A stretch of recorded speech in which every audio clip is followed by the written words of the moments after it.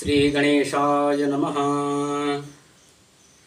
अंजनानंदनं वीरं जानकी शोकनाशनं कपीशमक्षहन्तारं वन्दे लङ्कां भयङ्करम्। उल्लङ्घ्य सिन्धोः सलिलं सलीलं यः शोकवहनी जनकात्मजाया आदायते नैव ददाह लङ्कां नमामि तां प्राञ्जलिराञ्जनेयम्। सानन्दमानन्दवने वसन्तम् आनन्दकन्दं हतपापवृन्दं वाराणसीनाथमनाथनाथं श्रीविश्वनाथं शरणं प्रपद्ये। श्री गणेशाय नमः। जय विश्वनाथ। हर हर महादेव। नमस्कार मित्राणि। विगत के वक्तव्य में हमने प्राणायाम, सूर्यार्घ और गायत्री जप की चर्चा की, जिसमें हमने प्राणायाम, अघमर्षण और सूर्यार्घ पर कहा। आज हमने गायत्री जप की महिमा, जप के लक्षण और गायत्री जप के विषय में हम आज चर्चा करेंगे। आइए मित्रों, भगवती सविता देवता गायत्री के बारे में जानते हैं कुछ विशिष्ट बातें। माता गायत्री को वेद माता भी कहा गया है, अतः उनके बारे में यथासंभव भगवती गायत्री महिमावती हैं, तो यथासंभव हम उनकी महिमा को कहेंगे। ये गायत्री कौन है? तो शास्त्रों में कहा गया है, गायत्री वेद मूला स्याद वेदः परवसु गीयते। वेदों के द्वारा गाई जाने वाली भगवती गायत्री वेद का मूल है, वेद की आधारशिला है, आधार स्वरूप है, यही नींव है। बिना गायत्री के वेद भी निराधार हो जाते हैं और वेदों द्वारा भगवती गायत्री की सदा स्तुति की जाती है। गोभिल गृहसूत्र का कहना है कि गायत्री अग्निमुखी प्रोक्ता। यह गायत्री जो है अग्निमुखी है और जिसके प्रभाव से गायत्री देवी जापक के समस्त पापों को भस्म करने में समर्थ है। गायत्री के सविता गायत्री के जापक को कितना भी कोई पाप हो, वे प्रचंड अग्नि स्वरूप हैं और उन सभी पापों को दहन करने में, भस्म करने में सक्षम है और भस्म करती है। समस्त पाप के भस्म होने पर दिव्यता प्राप्त होती है। गायत्री शब्द का शब्दार्थ है गायन्तम त्रायते यस्मात् गायत्री तेन सोच्यते। जिनका गायन, जप, ध्यान करने मात्र से मनुष्यों को उनके किए हुए पापों से रक्षा होती है, ऐसा नागदेव का कहना है। गायन्तम त्रायते यस्मात् गायत्री तेन सोच्यते। जिनके ध्यान मात्र से, गायन मात्र से, जप करने मात्र से समस्त पापों से त्राण होता है। जागवल्लभ जी कहते हैं, गायत्री वेद जननी गायत्री पापनाशिनी गायत्रास्तु परम नास्ति दीहि चेह च पावनम। भगवती गायत्री जो है वेद की जननी है, वेद की माता है। भगवती गायत्री पाप नाशिनी है। गायत्रास्तु परम नास्ति, गायत्री से परे कुछ भी नहीं, अन्य कुछ नहीं। दीहि चेह च, मानव इस लोक और परलोक में गायत्री के समान पवित्र करने वाला इस लोक में या परलोक में कुछ भी नहीं है। हस्त त्राण प्रदा देवी प्रताम नर कारणवे। नरक में जाने वाले जो जीव हैं, जो मनुष्य हैं, जो भगवती गायत्री की आराधना करते हैं तो हस्त त्राण प्रदा देवी अपने हाथों से उनका उद्धार करती है। तस्मात् मभ्यसे नित्यम ब्रह्मणोनुदय शुचि। इसलिए द्विजों के द्वारा, ब्राह्मणों के द्वारा पवित्रता पूर्वक सतत हमेशा अभ्यास करना चाहिए। नित्यम, नित्य ही गायत्री का अभ्यास करना चाहिए, गायत्री का जप करना चाहिए। गायत्री निरतम हव्य कव्यसु विनियोजयेत् तस्मिन् न लिप्यते पापम मबिन्दुरिव पुष्करे। जो सदैव निरतम गायत्री जप में रत रहता है हमेशा तथा हव्य कव्य में विनियोग करता है तो तस्मिन् न लिप्यते वह पाप से लिप्त नहीं होता। जिस प्रकार किसी सरिता में जल की बिंदु उत्पन्न होते हैं और उसी में नष्ट हो जाते हैं, उसी प्रकार जो भी हमारे द्वारा, हमारे कृत्यों द्वारा मनसा वचसा या कर्मणा जो भी पाप बिंदु उत्पन्न होते हैं वे सब गायत्री माता के प्रभाव से नष्ट हो जाते हैं। कहते हैं गायत्री वेद जननी है, गायत्री पाप नाशनी है। गायत्री से परे अन्य कुछ भी नहीं जो इस लोक और परलोक में पावन कर सके। गायत्री से अधिक पवित्र करने वाला कुछ दूसरा है ही नहीं इस लोक या परलोक में। माँ गायत्री अपने आराधक को अपने हाथों से ही त्राण करती है। जो नरक की ओर जाना नहीं होता।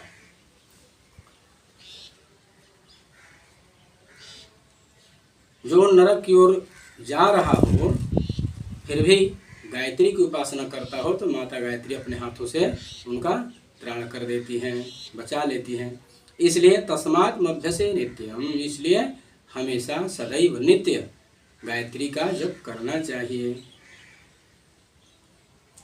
जप के द्वारा आराधना करनी चाहिए, वह भी पवित्रता पूर्वक। पवित्रता ऐसे अनायास ही नहीं कर रहे हैं।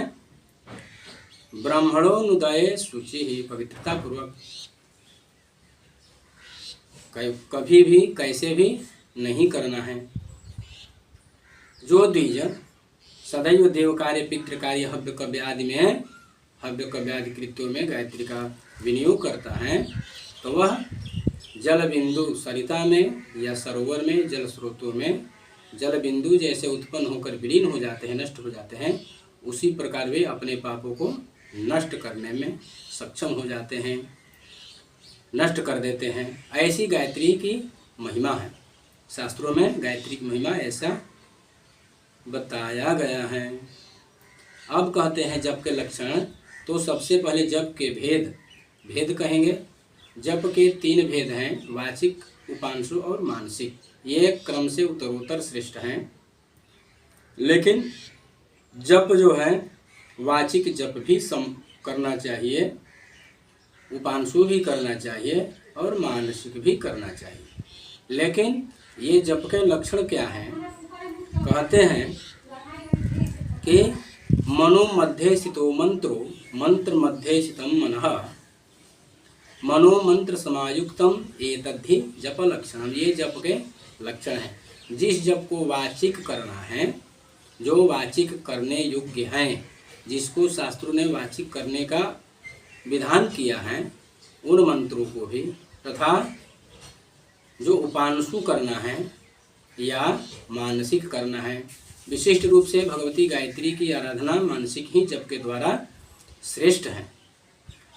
तो कहते हैं कि जप जब करें तो मनो मध्य स्थितो मंत्रो, मन में उस मंत्र को धारण करें, ध्यान पूर्वक करें। उस मंत्र को मन में ही धारण करें, स्पष्ट मन में दिखे, स्पष्ट मन से उनकी भावना हो। और मंत्र मध्य स्थितम मनः, और जो मंत्र है, मंत्र में वर्ण आदि हैं, जो भाव हैं, जो अर्थ हैं, उसमें मन को संलग्न करना है।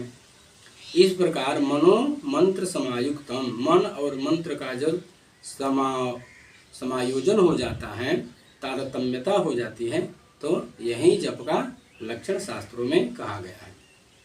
यह गोभिल गृह सूत्र का कथन है। यदि वाचिक भी जप करे, उपांशु भी जप करे या मानसिक जप कर रहे हैं तो ये जप के लक्षण हैं।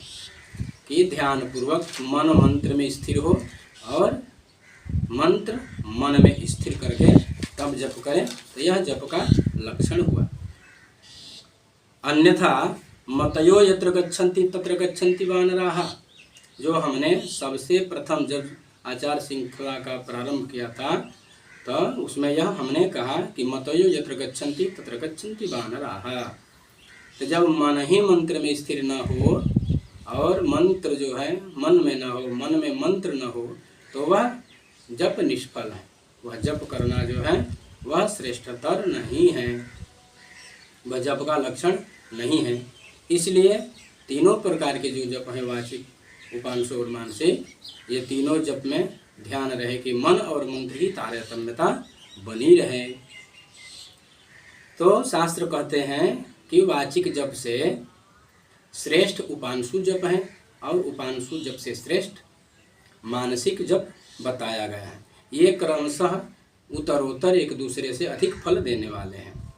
महर्षि याज्ञवल्क्य जी का कहना है कि ध्यायेत् मनसा मंत्रम जिह्वोष्ठौ न विचालयेत्, मन को ध्यान पूर्वक, मंत्र को ध्यान पूर्वक जप करें, इसमें जिह्वा और ओंठ भी न चले।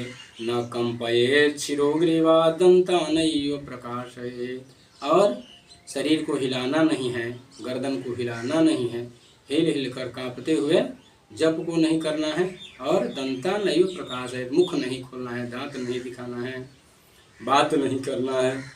इस प्रकार से मनसा जप में जब जिह्वा चल ही दे, ओंठ जब ही चल ही दे, तो वो मनसा जप नहीं होगा, मनसा जप नहीं कहा जाएगा।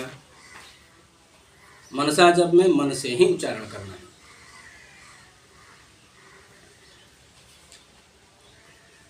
वाचिक जप बोलकर जप किया जाता है जिसे दूसरा कोई स्पष्ट सुन सके। उपांशु जप वह है जो केवल बुदबुदाना है और अपने को सुनना है, अपने स्पष्ट बोध हो कि हाँ हमने शुद्ध उच्चारण किया। और मनसा जप जो है बहुत कठिन है, द्रूह्य है, लेकिन मन से धीरे धीरे उसको जप करना ही सबसे श्रेष्ठ है। उसमें जिह्वा और होंठ नहीं चलता, उसमें सुनाई भी नहीं देगा अपने आप को। तो जप के समय कह रहे हैं कि सिर और ग्रीवा नहीं चलाना है, और दंता नैव प्रकाशयेत्, दांत भी नहीं दिखाना, मुख नहीं खोलना है। यदि ये दोष हो जाए, शरीर जप के समय शरीर हिल रहा है, गर्दन हिल रहे हैं, शरीर कांप रहा है, शरीर को कपाकर जप करते हैं, तो और किसी से बात कर रहे हैं या किसी को देखकर हंस रहे हैं या आपकी दृष्टि कहीं इधर उधर पड़ रही है, तो ये सब जप के दोष हैं। ये सब जप में दोष हो तो उसका क्या परिणाम होगा? तो कहते हैं यक्ष रक्ष पिशाचाश्च सिद्ध विद्याधरा गणाः यस्मात् प्रभावं गृह्णन्ति तस्मात् द्रुह्यं तु कारयेत्। ये जो हैं जप के समय यदि सिर गर्दन आदि हिलते हैं, दांत दिखते हैं, दांत प्रकाशित किया जाए, तो किसी इधर उधर दृष्टि पड़ रही हो, ध्यान मंत्र में जप में ध्यान न हो, मन इधर उधर भटक रहा हो, एकाग्रता न हो, तो उसका फल है कि यक्ष राक्षस पिशाच सिद्ध विद्याधरगण आदि जो हैं उस फल के प्रभाव को ग्रहण कर लेते हैं। जैसा कि हमने कहा यक्ष रक्ष पिशाचाश्च सिद्ध विद्याधरा गणाः यस्मात् प्रभावं गृह्णन्ति तस्मात् द्रुह्यं तु कारयेत्। अर्थात मंत्र को द्रुह्य करके जप करें। मंत्र में यदि द्रुह्यता न हो तो ये यक्ष रक्ष पिशाच सिद्ध विद्याधर आदि जो हैं उस फल को ग्रहण कर लेते हैं। इसलिए शास्त्र कहते हैं तस्मात् द्रुह्यं तु कारयेत्, जप को मंत्र को द्रुह्य बनाकर जप करना चाहिए। अब कहते हैं मनु जी तीनों प्रकार के जप की उत्तरोत्तर श्रेष्ठता बताते हुए कहते हैं कि विधिजन्या जपजन्यो विशिष्टो दशभिर्गुणैः उपांशु स्यात् शतगुणः सहस्रो मानसः स्मृतः। अर्थात ये कह रहे हैं कि वाचिक जप से 100 गुना अधिक सामान्य जप जो है, सामान्य जप से ये वाचिक जप 10 गुना। सामान्य जप में अर्थात मन इधर उधर हो, भटक रहा हो, कुछ आधा ध्यान दे रहे हैं, कुछ नहीं दे रहे हैं, मन मस्तिष्क या मति इधर उधर कभी भटक रही, कभी ध्यान दे रही है, कभी मंत्र में ध्यान हो रहा है, कभी इधर उधर हो रहा है, तो ऐसे जप से 100 गुना अधिक 10 गुना अधिक श्रेष्ठ वाचिक का है, जो बोलते हुए उस पर ध्यान दिया जाए। और वाचिक जप से वाचिक जप से 100 गुना अधिक उपांशु जप का फल कहते हैं मनु जी। और उपांशु जप से 1000 गुना अधिक जप का फल बताते हैं मानस जप का। तो क्यों न हम मानस ही जप करें, जब 1000 गुना अधिक फल प्राप्त हो जिस मंत्र के जपने से या जिस विधि से जपने से, तो क्यों न हम उसी को करें। अब गायत्री जप का फल हम कहते हैं, ये छांदोग परिशिष्ट में कहा गया है कि सर्वेषामेव वेदानां गुह्योपनिषदां तथा सारभूता तो गायत्री निर्गता ब्रह्मणो मुखात्। ये गायत्री कैसे प्रकट हुई, कैसे उत्पन्न हुई, तो सर्वेषामेव वेदानां सभी वेदों के गुह्योपनिषदां, जो उपनिषद गुह्य हैं, द्रुह्य हैं या श्रेष्ठ हैं, ये सभी वेदों और उपनिषदों के सारभूत स्वरूप ब्रह्मा के मुख से यह गायत्री प्रकट हुई। वेदों और उपनिषदों के सारभूत तत्व के रूप में गायत्री मंत्र ब्रह्मा के मुख से प्रकट हुआ, जो महान फल को देने वाला है। बृहद यम कहते हैं, न तथा वेद जपतः पापम निर्दहति द्विजः यथा सावित्री जपतः सर्व पापैः प्रमुच्यते। अर्थात ये कहते हैं कि जिन पापों को द्विजवृंद वेद पारायण आदि करके भी नहीं नष्ट कर सकते, नहीं नष्ट कर पाते, तो उन पापों को भी गायत्री जप के द्वारा भस्म किया जा सकता है या भस्म कर देते हैं, और द्विज ब्राह्मण जो हैं निष्पाप हो जाते हैं। कुर्म पुराण में कहा गया है कि गायत्री चैव वेदाश्च तुलया समतुलयत वेदा एकत्र सांगास्तु गायत्री चैकतः स्मृता।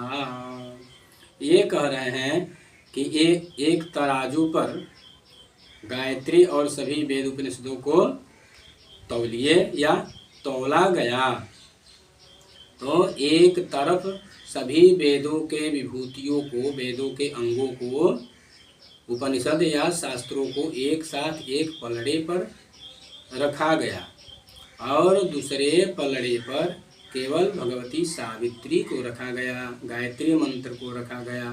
तो तब जाकर ये इन दोनों की समानता हुई,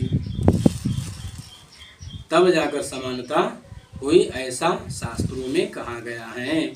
जैसे गायत्रीं चैव वेदांश्च तुलया समतुलयत, यह कुर्म पुराण का वचन है। वेदा एकत्र सांगास्तु गायत्री चैकतः स्मृता। गायत्री अकेले ही इन सब के बराबर हैं। सभी वेदों, उपनिषदों और शास्त्रों को एक पल्ले पर रखने पर और दूसरे पल्ले पर गायत्री मात्र, गायत्री मंत्र केवल रखने पर ये एक बराबर है, समतल जाकर समानता होती है। याज्ञवल्क्य जी कहते हैं, वेदा सांगास्तु चत्वारो धीता सर्वे थवांगमयाः गायत्री जानाति यथा तस्य परिश्रमः। अर्थात ये याज्ञवल्क्य जी कहते हैं, सभी वेदों को सांगोपांग अध्ययन करके, उपनिषदों को अंतर अध्ययन करके, या वेद के सभी वांग्मयों को अध्ययन कर लिया और गायत्री को नहीं जानता, तो वह उनका सारा परिश्रम व्यर्थ है, व्यर्थ चला गया। वेदों के जितने भी वांग्मय हैं, उन सभी वांग्मयों को अध्ययन करने के बाद भी यदि जो गायत्री को नहीं जानता, उनका सारा परिश्रम व्यर्थ है। वृथा तस्य परिश्रम, उसका सारा परिश्रम व्यर्थ है। ऐसा शास्त्रों में कहा गया है। आगे कहते हैं गायत्री प्रणवशांते जप एवं उदाहृतः सप्तभिः पावये देहम दशभिः प्रापये दिवम्। ये जागवल्लभ जी कहते हैं आगे कि गायत्री प्रणवशांते जप एवं उदाहृतः, जो प्रतिदिन गायत्री मंत्र का जप करता है तो जो 7 बार जप करता है वह अपने को पवित्र कर लेता है। 10 प्रापयेत् दिवम्, और 10 बार जो प्रतिदिन जप करता है वह प्रापयेत् दिवम्, दिव्यता को प्राप्त कर लेता है या देवतुल्य हो जाता है। विंशत्यावर्तिता देवी नेते चेश्वरालयम, और जो प्रतिदिन 20 बार गायत्री का जप करते हैं तो भगवती गायत्री उनको नयते चेश्वरालय, भगवती गायत्री उनको शिव के लोक में ले जाती है या वे 20 बार जप करके शिवलोक को चले जाते हैं। अष्टोत्तर शतम जत्वा तारये जन्म सागरात, और जो अष्टोत्तर शत अर्थात 1 माला जो प्रतिदिन जप करता है तारये जन्म सागरात, यह जन्म जन्मांतर के जो सागर हैं, बार बार जन्म लेना मरना, ये जन्म मृत्यु का जो सिंधु है, सागर है, महासागर है, जिसमें जीव डूबते उतराते रहते हैं, तो ये एक माला जप करने से अपने जन्म मरण के चक्कर से बंधन से छूट जाते हैं। त्रिणोनुपश्यति प्रायो जन्म मृत्युम हि दारुणाम, यह जन्म मृत्यु रूपी दारुण जो सागर है, इससे त्रिणोनुपश्यति प्रायो, वो अपने को देख भी नहीं पाता कि हम कब उधार हो गए, अनायास ही उद्धार हो जाता है उनका। दशभिर्जन्म जनितम सतेन तु पुरा कृतम, और जो 10 जन्मों के सतेन तु पुरा कृतम, जो पहले किए हुए जो पाप हैं 10 पूर्व के 10 जन्मों के जो पाप हैं वो 100 बार जप करने से 10 जन्मों के पाप नष्ट कर देते हैं। त्रिजन्मजम सहस्रेण गायत्री हन्ति किल्बिषम्, और 1000 प्रतिदिन जप करने पर 3 जन्मों के समस्त किल्बिष का यहाँ अर्थ लिए हैं भयंकर पाप, महापाप जो है 3 जन्मों के महान से महान जो पाप हैं वो भी 1000 प्रतिदिन गायत्री जप करके उसको नष्ट कर देते हैं। अतः इस प्रकार से यह गायत्री की महिमा है, गायत्री जप का फल है, ऐसा हमें करना चाहिए। पुनः कहते हैं गायत्री प्रणवश्चान्ते जप एवं उदाहृतः सप्तभिर्पावये देहम दशभिः प्रापये दिवम्, विंशत्यावर्तिता देवी नजते चेश्वरालयम्, अष्टोत्तरशतं जप्त्वा तारये जन्म सागरा, त्रिणोनुपश्यति प्रायो जन्म मृत्युम हि दारुणम्, 10 जनितं शतेन तु पुरा कृतं, त्रिजन्मजं सहस्रेण गायत्री हन्ति किल्बिषम्। अर्थात ये गायत्री की इतनी महत्ता है, इतनी महिमा है और इतने समर्थवती है भगवती गायत्री कि ये जन्म जन्मांतरों के समस्त किल्बिष को नष्ट कर देती हैं। जो बार बार जन्म मरण रूपी सागर में गिरना पड़ता है, डूबते हैं, उतराते हैं और उसी में निमग्न रहते हैं, तो ये भगवती गायत्री उनको अपने हाथों से, जो हमने पूर्व में कहा, अपने हाथों से अपने जापक को, अपने आराधक का उद्धार कर लेती हैं। अन्यत्र भी कहा गया है कि सहस्त्र परमाम देवीं शतमध्याम दशावराम गायत्रीं यह पठेत विप्रो न सपापे न लिप्यते। कहते हैं कि जो प्रतिदिन 1000 गायत्री जप करता है, 100 बार गायत्री जप करता है, उतना संभव न हो तो 10 बार भी जो गायत्री करता है, गायत्री का जप करता है, तो वह गायत्री यह पठेत विप्रो, जो गायत्री का पठन करता है, अध्ययन करता है, आराधना करता है, गायत्री का अभ्यास करता है, न सपापे न लिप्यते, वह कभी पाप में लिप्त नहीं होता, पाप उसको स्पर्श भी नहीं कर पाते। किसी पाप में इतना सामर्थ्य नहीं कि गायत्री जापक को स्पर्श कर ले, ऐसी भगवती गायत्री की महिमा है। अतः हमें गायत्री की उपासना करनी चाहिए।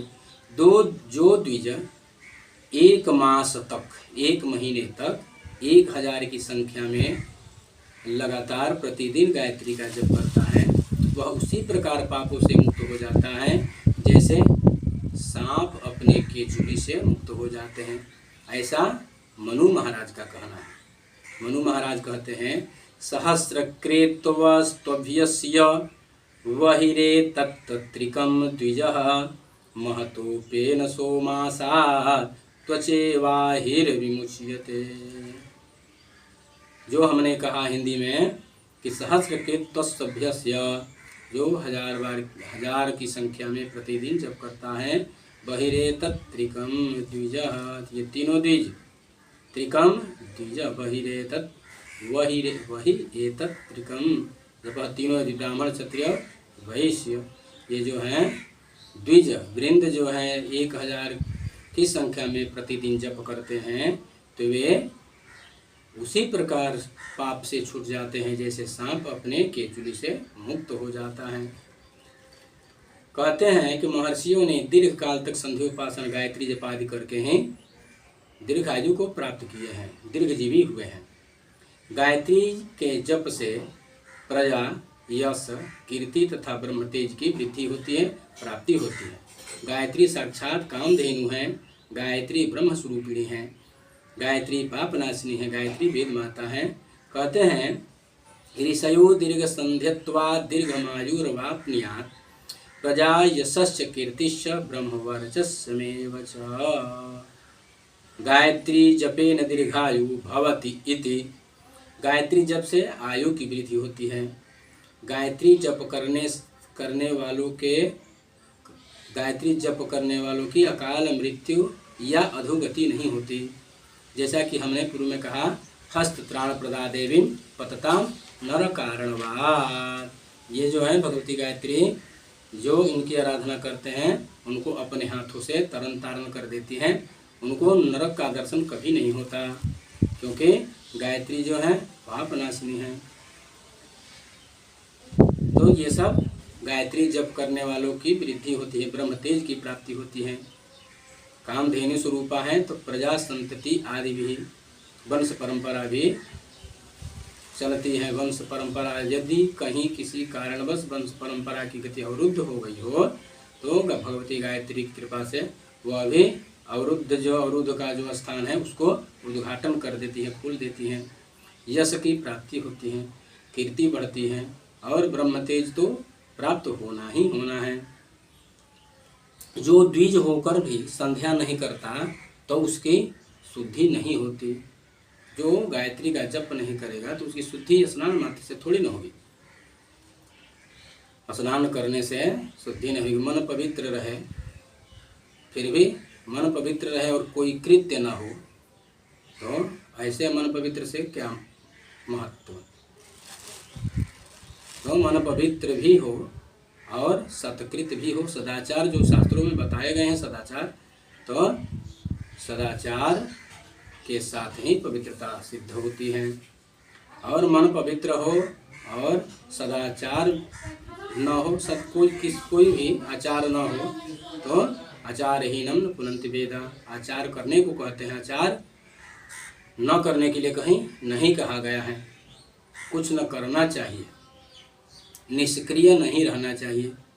तो कहते हैं कि जो द्विज होकर भी संध्या नहीं करता उसकी शुद्धि नहीं हो सकती, और जब शुद्ध नहीं रहेगा तो सत्य भी स्थिर नहीं रहेगा, और सत्य के न रहने से निर्भयता हो ही नहीं सकती। अर्थात उसे सांसारिक भय और पारलौकिक नारकीय यातना आदि का, जमदंड आदि का भय बना ही रहेगा। इसलिए द्विज को सभी प्रमादों को त्याग कर संध्या गायत्री करना ही करना चाहिए। जैसा कि कहा गया है न सा द्विजो यो न करोति संध्या संध्या न साया मनसो विशुद्धिं शोधेन सायत्र न सत्यमस्ति सत्यन्न तन्निर्भयता न यत्र। अर्थात जो हमने कहा कि जो द्विज होकर संध्या नहीं करता, संध्या न करने के परिणाम स्वरूप उसकी शुद्धि नहीं होती, और जब शुद्ध नहीं होता तो सत्य नहीं हो सकता। सत्य कहाँ रहेगा? जहाँ पवित्रता रहेगी, शुद्धि रहेगी, वहीं सत्य रहेगा। और सत्य के न रहने के कारण निर्भयता भी नहीं होती, उसको भय व्याप्त रहेगा, भय बना रहेगा सदा। और गायत्री न जप करने के कारण जो कहा गया, हमने कहा कि अकाल मृत्यु और अधोगति गायत्री जप के करने वालों को नहीं होती। तो गायत्री के जप न करने से अकाल मृत्यु का या अधोगति का स्वतः आमंत्रण ही है।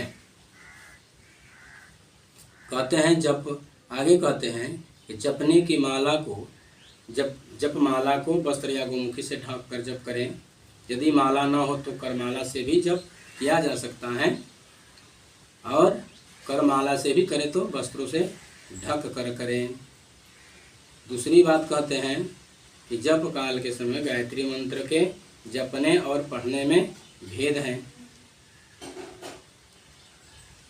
जपने के सूत्र कुछ और हैं, पढ़ने के सूत्र कुछ और हैं। तो कहते हैं कि जप काल में मंत्र को वरेण्यम के जगह वरेण्यम ऐसा बोलना चाहिए। जप के समय मनसा यदि जप हो तो वरेण्यम के जगह वरेण्यम बोलना चाहिए। और पाठ के समय में जो वरेण्यम बोला जाता है तो पाठ के समय में वरेण्यम बोल सकते हैं। जैसा कि शिक्षा वचन में पैठनशील का वचन है, कह रहे हैं पाठ काले वरेण्यम स्यात् जप काले वरेण्यम। ऐसा किसी भी हालत में संध्या गायत्री का त्याग नहीं करना चाहिए और संध्या गायत्री का त्याग न करें।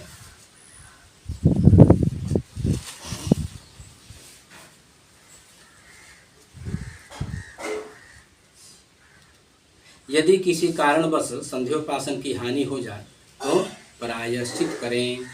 कहते हैं प्रायश्चित का क्या विधान है? जो गायत्री अगर किसी को अनवधानवश या परिस्थितिवश छूट जाए, एक काल की संध्या छूट जाए, एक काल की जप छूट जाए, तो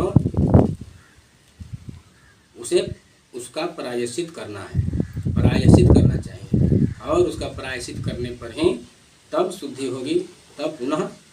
तो उसके प्रायश्चित के लिए कहा गया है यदि एक काल की संध्या छूट गई तो एक उपवास करें, एक दिन का उपवास करें।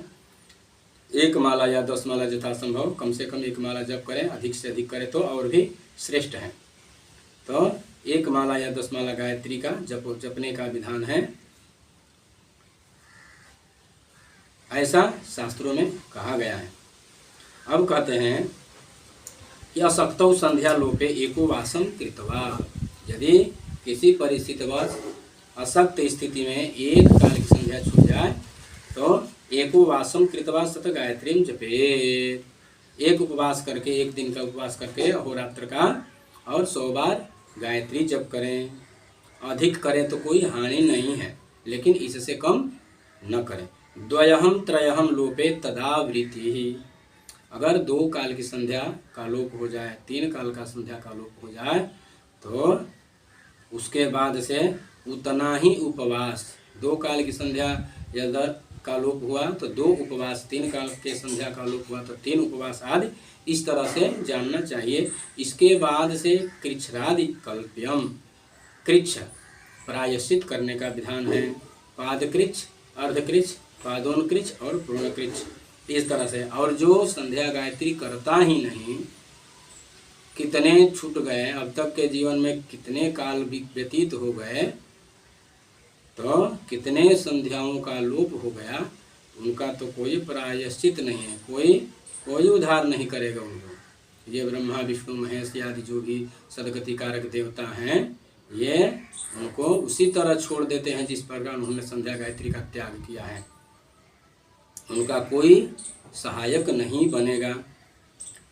जो ब्राह्मण संध्या विहीन हैं, उनसे हमारी प्रार्थना है, निवेदन है कि वे अपने आप के ऊपर असीम कृपा करें, महती कृपा करके इन कामधेनु रूपिणी गायत्री की उपासना करें। नहीं तो आचारहीनम पुनन्ति वेदा। यह संध्या कोई धर्म नहीं है, कोई यज्ञ नहीं है, यह आचार है और इसी आचार का फल है यज्ञ के समान। श्रेष्ठ श्रेष्ठ श्रेष्ठात श्रेष्ठ हैं, सभी से वेद जन भी से भी श्रेष्ठ है। यह आचार है, सदाचरण है, यह करणीय है, अवश्य करणीय है। और यज्ञ माने तो इनसे बड़ा कोई यज्ञ भी नहीं, यह ब्रह्म यज्ञ है।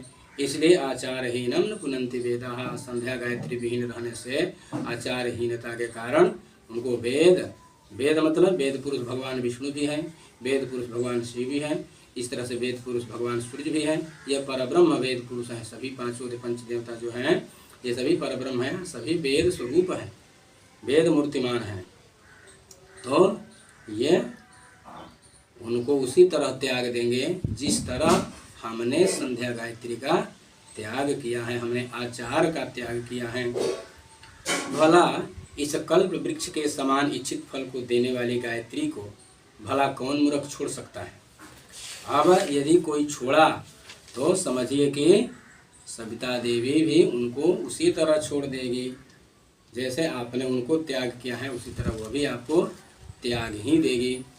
इस तरह से संध्या की महत्ता है, गायत्री की महिमा है। शास्त्रों में कहा गया है संध्यामिष्ठिम चरु होमम यावज्जीवम समाचरेत्। ये जो है संध्या मिष्टि चरु होम आदि जो है इष्टि अग्निहोत्र आदि जो भी हैं इसको यावत जीवन समाचरेत्, जब तक जीवें तब तक इसको आचरण करें। जिस तरह जब तक जीना है भोजन करना ही है, आहार ग्रहण करना ही है, तो उसी प्रकार यह भी आहार करना आचरण है। शास्त्रों में आगे हम बताएंगे आहार का विधान भी है, भोजन कैसे करना है, क्या करना है, ये सब आगे श्रृंखला में प्राप्त होंगे। तो जिस प्रकार भोजन की आवश्यकता है उसी प्रकार यह आचार जो है इसकी भी आवश्यकता है, वस्त्र की आवश्यकता है, पूजा की भी आवश्यकता है। तो संध्या मिष्टिम चरुहोमम यावत जीवम समाचरेत, यह आजीवन करना है, इसको कभी भी त्याग नहीं करना है। दूसरे वाक्य में कहते हैं न त्यजेत सूत के वापि त्यजन गच्छेत अधूर्यः, यदि कोई त्याग करता है तो उसकी अधोगति होती है।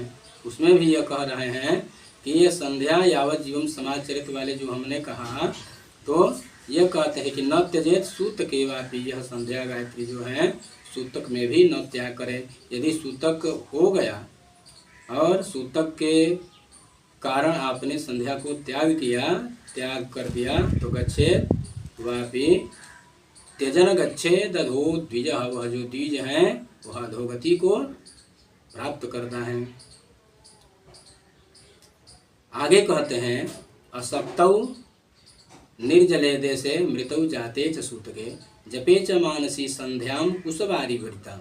अब कहते हैं कि जो नित्य संध्योपासन करते हैं, संध्या गायत्री करते हैं, थोड़ा इसमें विधि में अंतर होगा।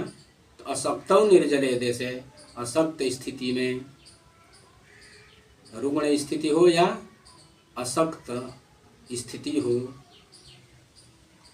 संभव न हो, कम समय हो, निर्जले देशे, जिस जगह पर जल न हो, मृतौ जाते च सूतके, मृत सूतक और जन्मना सूतक हो, तो इसमें भी संध्या न छोड़ें।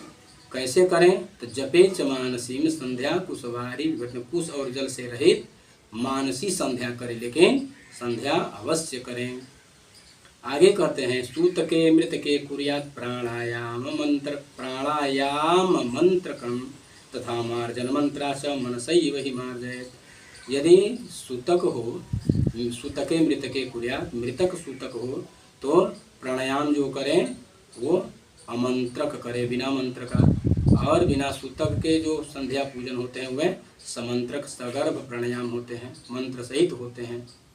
तथा मार्जन मंत्राश, मार्जन के मंत्र को मन में ही पढ़कर, कुशवारी विवर्जितम जो हमने पहले कहा, कुश और जल के विहीन यह संध्या करना है सूतक स्थिति में, तो मनसैव हि मार्जयेत्, मन में धारणा करें, मंत्र को मन में ही पढ़ें और भावना करें कि हम अपने को मार्जन कर हमारा शरीर पवित्र हो रहा है। इसलिए मनसैव हि मार्जयेत्, मनसा ही मार्जन कर लें। यह अशक्त होने की स्थिति में जलाभाव के कारण जन्मना शौच, मरना शौच में मानसी संध्या का विधान किया गया है, जो कुश और जल से रहित करना है। बिना मंत्र का प्राणायाम करना है। मार्जन मंत्रों को मन से ही कहकर मनसा ही उच्चारण करना है। मन में बुदबुदाना भी नहीं, उपांशु भी नहीं करना है। वाचिक तो करना ही नहीं, उपांशु भी नहीं करना है।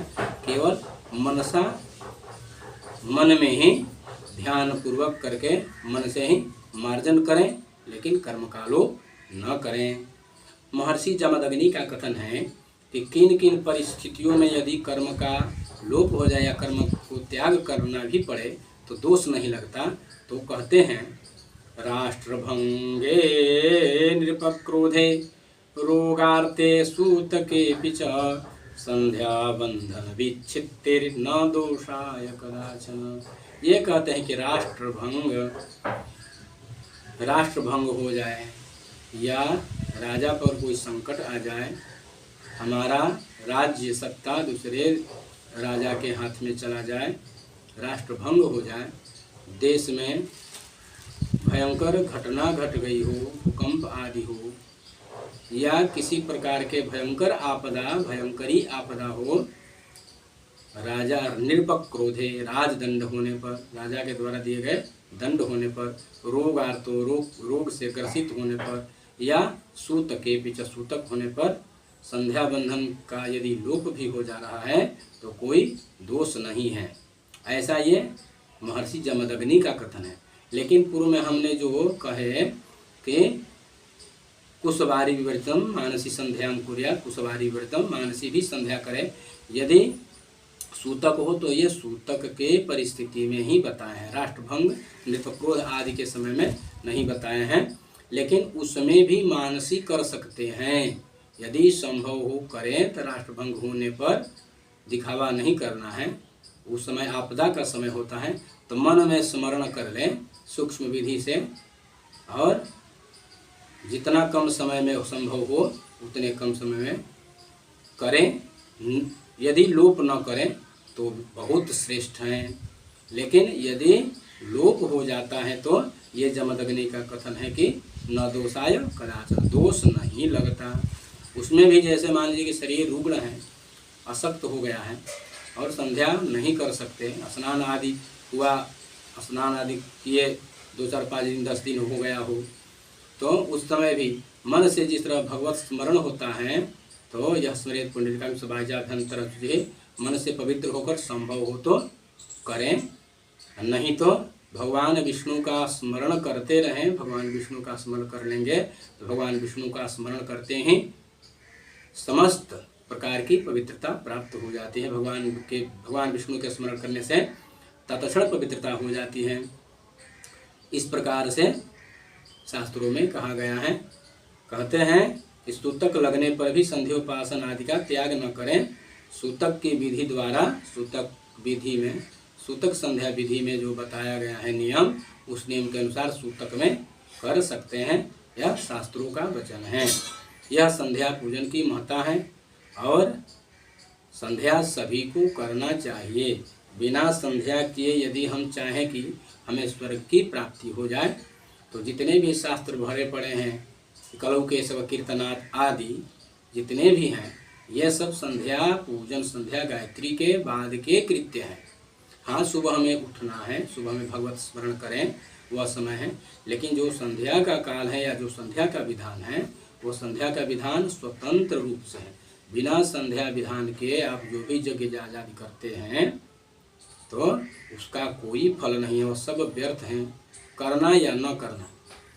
जिस तरह से हमने पूर्व में कहा, शिखा बंधन, पवित्री धारण आदि, आचमन आदि जो भी कृत्य हैं, तो इनके किए बिना कुछ नहीं करना है। उसी प्रकार संध्या के बिना कोई भी यज्ञ आदि किया जाए तो वह सब व्यर्थ है, निरर्थक है, उसका कोई फल नहीं है। क्योंकि संध्या करने से हम निष्पाप बन जाते हैं, और निष्पाप बनने के बाद हमारे शरीर में उस पुण्य को धारण करने की योग्यता होती है। तो जब योग्यता होगी तो उस पुण्य का फल हम प्राप्त करेंगे, उपभोग करेंगे। जिस तरह सामान्य उदाहरण देखिए कि किसी डब्बे में जब तक हवा रहेगा तब तक जल नहीं समा पाएगा, लेकिन ज्यों ही जैसे जैसे हवा, जितना हवा निकलेगा उतना जल प्रविष्ट होगा। उसी तरह जब तक हम निष्पाप नहीं होंगे तो हमारे शरीर में पुण्य का उदय कैसे संभव है। इसलिए निष्पाप होने का एकमात्र संध्या विधि ही है। जो भी संध्या विधि में कृत्य हैं, जो भी कृत्य हैं, आचमन है, प्राणायाम है, मार्जन है आदि, जो भी कृत्य, अघमर्षण आदि हैं, जो भी कृत्य हैं, ये सब हमको पतित पावन बनाने के लिए हैं। और पतित पावन बन हो जाने के बाद आगे जो भी हमारे कृत्य हैं वे सभी कृत्य जो हैं हमारे शरीर में प्रविष्ट हो जाते हैं और उनका पूर्ण फल प्राप्त होता है।